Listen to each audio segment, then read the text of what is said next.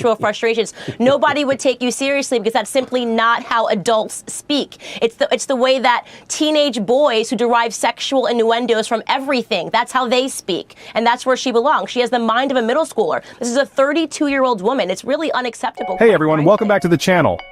Today I've got quite a bit to unpack because Alexandria Ocasio-Cortez, or should I say Sandy Cortez as the media likes to call her, just made some really bizarre comments. So here's the deal. Candace Owens has criticized Alexandria Ocasio-Cortez after the congresswoman was caught vacationing in Florida without a mask, despite her public stance against the state.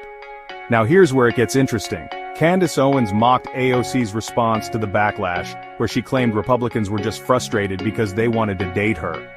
You might be thinking, did she really say that? Yes, she did. So a lot of New Yorkers are continuing to flee to Florida, and that would include New York Congressperson Sandy Cortez, who the national media persist in calling AOC, as if it's their job to make her myth. Let her do it herself. Her name's not AOC, it's Sandy. That's what they called her. Anyway, Sandy went to Florida on vacation with her boyfriend, and of course she didn't wear a mask. She got caught on video not wearing a mask and got attacked. Her defense? I'm a very sexy lady.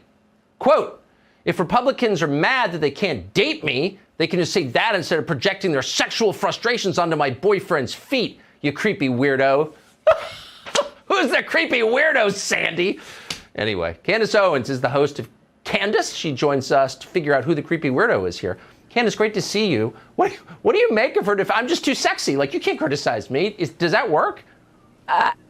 Listen, I saw this and I actually couldn't believe my eyes, and I tried to create a sober analysis of what made her tweet that. And by the way, it got worse. She had a second tweet that said, there are sexual frustrations that underpin Republicans' critiques of me, their fixation on me. So she's really actually creating a sexual narrative. And in my sober analysis, I believe that she wasn't sober. I think, alcohol loosens your inhibitions, and I think that she was about 10 margaritas deep in Miami, enjoying the free state of Florida, and she wrote something that was honestly just filth. I mean, how bizarre and immature is it for any person that wants to be taken seriously as an adult, to look at a fair critique of them as an elected official who has been barking about how Florida's doing everything wrong, about how bad Ron DeSantis is, to see this critique and to offer back, well, you know what, you just want to sleep with me.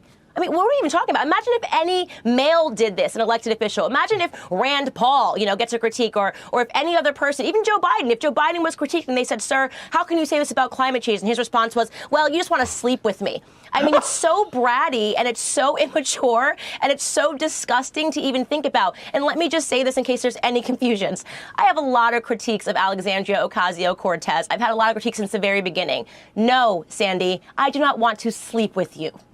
I think that's fair. I mean, it does suggest enormously high self-esteem bordering on narcissism. I mean, if someone criticizes you and your first thought is they just want to have sex with me, maybe they just don't like you. That's what I always assume when people criticize me. I never think, oh, well, you're very attracted to me. I mean, like, how crazy do you have to be to think something like that? I mean, you're trending every other week.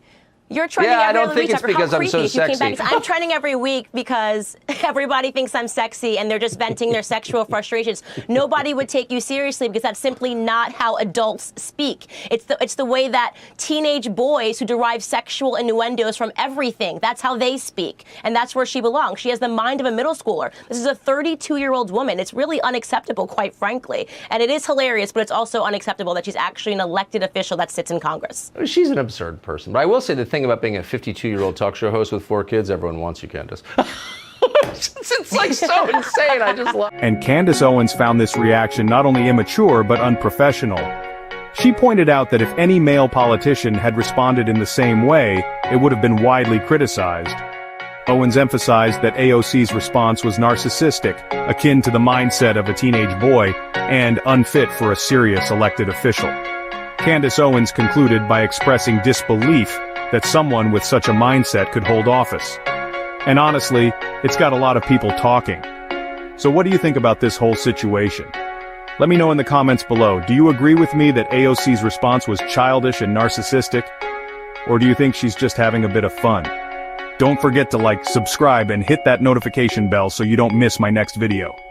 Thanks for watching, and I'll see you in the next one.